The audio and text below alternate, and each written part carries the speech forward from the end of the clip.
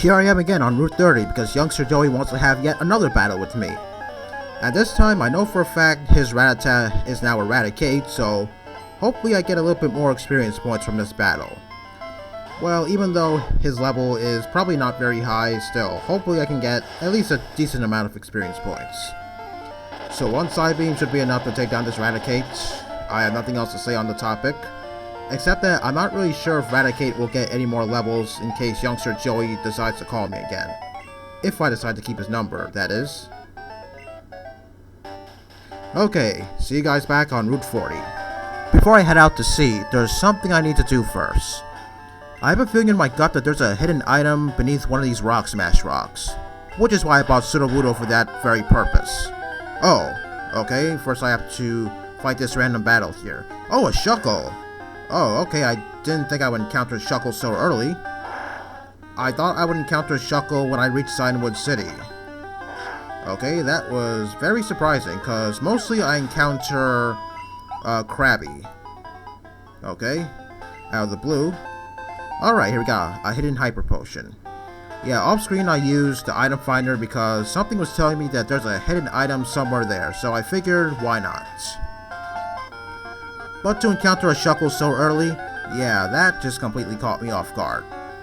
Well, not as much as that shiny Rattata I found a few videos ago. And yes, I did remember to evolve Poliwhirl into Politoed.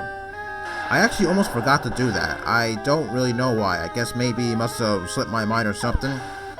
Most likely because I was doing my daily routines, and you know what it is already.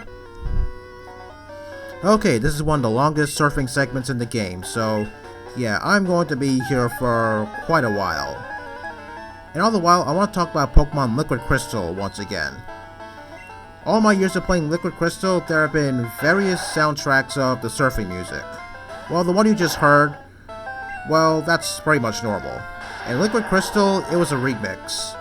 However, in a different version of Liquid Crystal, the surfing music was different, actually. It sounded like the one from The Great Sea from Wind Waker. Actually, it was. Yeah, sorry about that. Instead, it was sort of a remix. I never would have thought I'd hear something like that in a Pokemon game. But in all honesty, a song like that should be in a game like, say, a fan-made game of Ruby, Sapphire, and Emerald, considering the fact that half the region is made of water.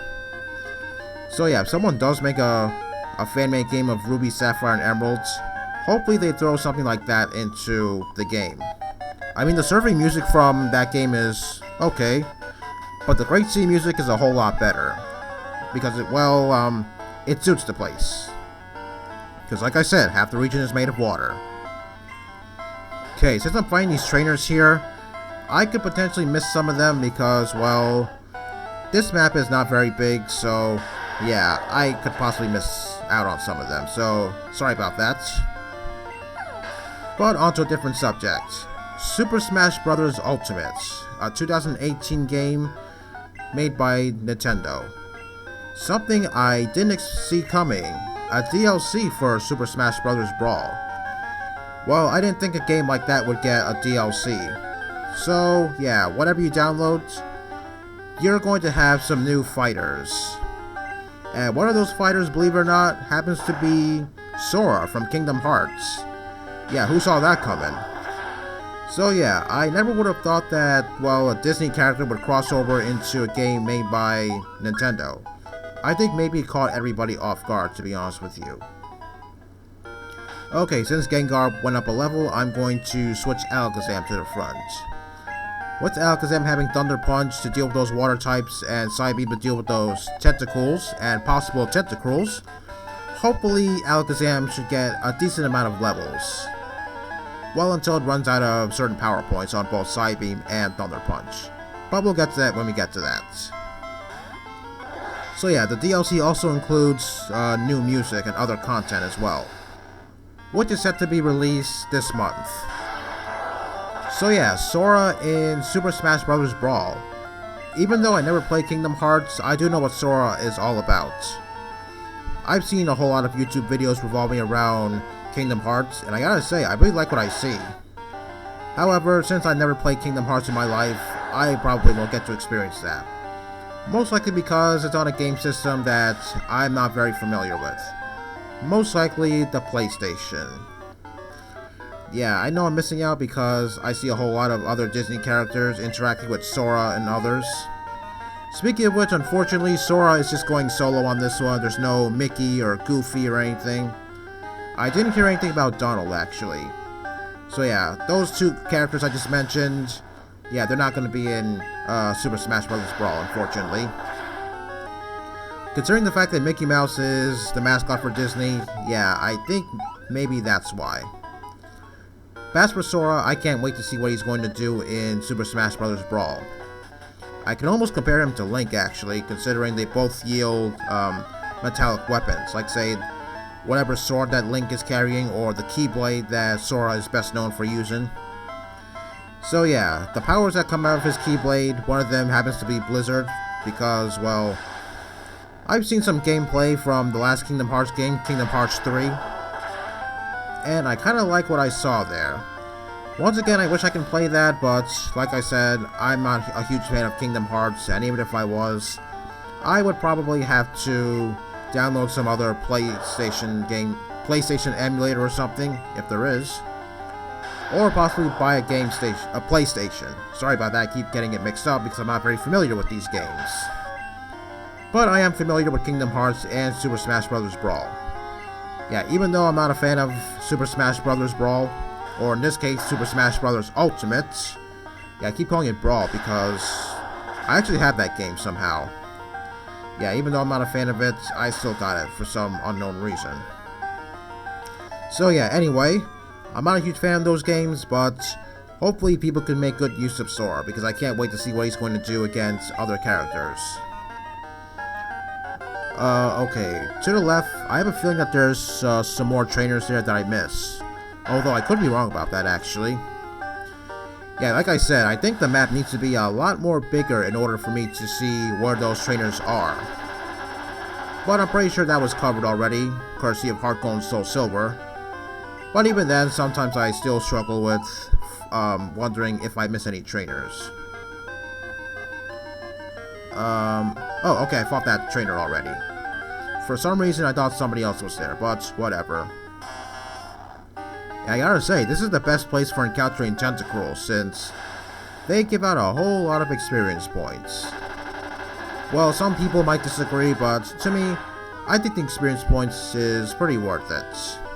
Considering that Alakazam's special attack is pretty amazing, still, I can score one-hit KOs like it's nothing. Okay, I think that's everybody on Route 40, and gee, there's a lot of random encounters here. Okay, I kind of wish that maybe it would have been more Tentacruels, because, well, you know. So yeah, back to Super Smash Bros. Ultimate. I never would have expected that a DLC would exist in a game like that. I mean, yeah, we did have DLCs in Sword and Shield, and even, did Breath of the Wild have one? Because I'm pretty sure I read something about that.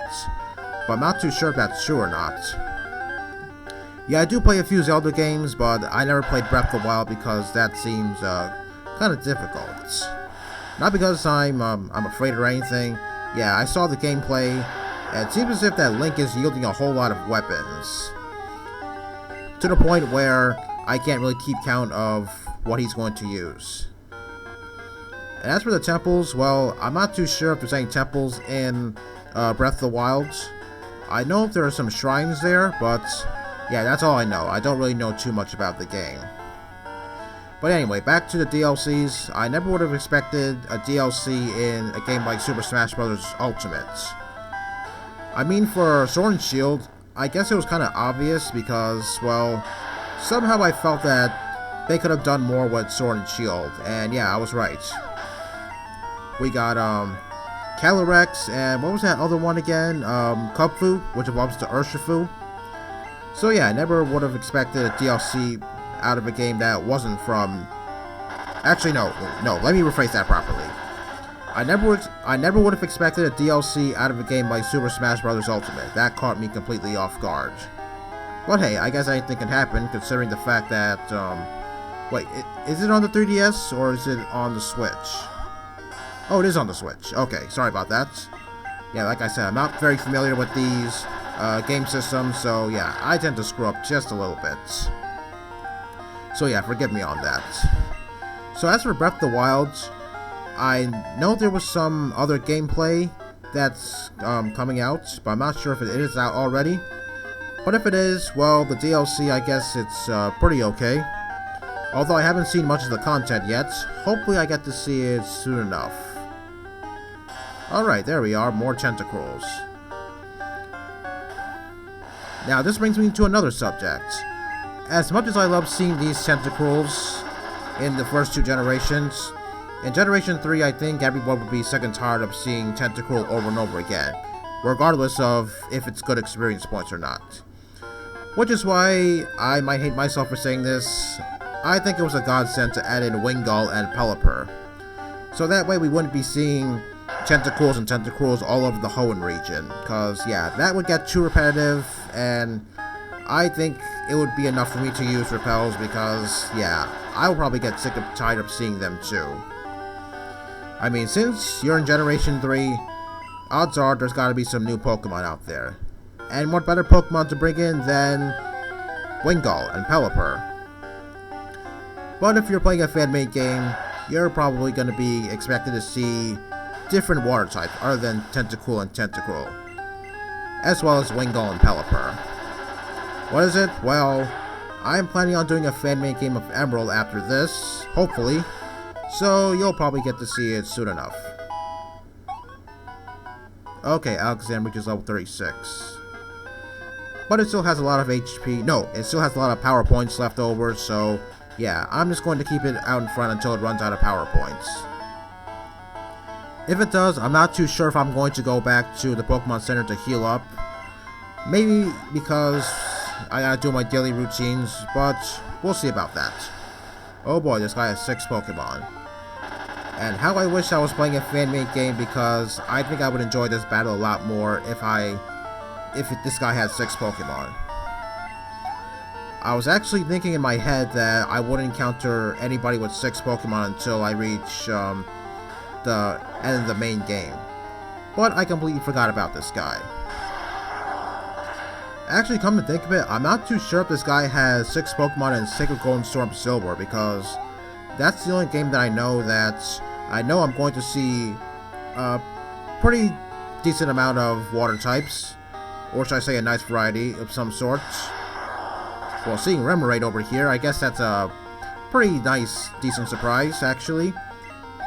I mean, it's nice to see some other water types here that don't really get to shine all that much. But still, I don't think Remoraid is all that good, so yeah, maybe I'll retract that comment. Okay, Alakazam is really burning through this guy's team. What Pokemon am I up to next? Okay, he only has 2 more Pokemon left. I really have to save my Thunder Punches for all those other water types. I don't want to waste them all on Tentacool or anything. Which is why I have to use Psybeam for that.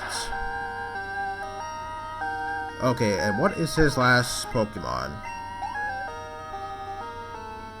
Is it... Oh, another Tentacool. Gee, you would think that this guy would have a Tentacool on his team or something. But whatever, I guess that would make this battle a little bit too easy, and getting a whole lot more experience points from this guy. So, Route 41 here. This is the home of the Whirl Islands, but I can't do anything about the Whirl Islands quite yet because I need the HM4 Whirlpool in order to get through there. Okay, it's last day now. What does she want? Rare Tauros on Route 38, huh? Interesting. I thought you could find Tauros on Route 39. That's what I remember. Considering the fact that I did use Tauros in Heart Gold and Soul Silver, and I remember you could find that on Route 39. Oh hey, a Mantine. That's pretty rare too. Yeah, Mantine has very good special defense, but yeah, still, Alakazam has very good special attack, so all of Mantine's special defense, it won't mean a damn thing to it. And I really like how a little Remoraid can be seen within Mantine's sprite. Okay, here's one of the Whirlpools of the Whirl Islands, but like I said, I need Whirlpool in order to get through there. Okay, I think I'm going to stop here for today. Next time, we're going to continue the sea travel, and hopefully make it over to Cyanwood City. Hopefully I can survive the rest of the sea travel. See you next time.